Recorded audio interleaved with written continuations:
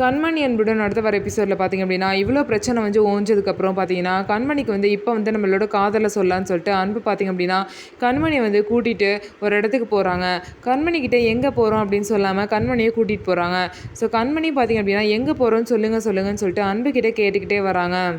அன்பு பார்த்திங்க அப்படின்னா நான் தான் உங்க கூட டைம் ஸ்பெண்ட் பண்ணலன்னு சொல்கிறீங்கள, அதனால தான் உன்னை வந்து யாரும் இல்லாத ஒரு தீவுக்கு கூட்டிகிட்டு போகிறோம். அங்கே நம்ம மட்டும் தான் இருப்போம், நீ எவ்வளோ வேணாலும் என் கூட டைம் ஸ்பெண்ட் பண்ணலாம் அப்படின்னு சொல்லிட்டு அன்பு சொல்கிறாங்க.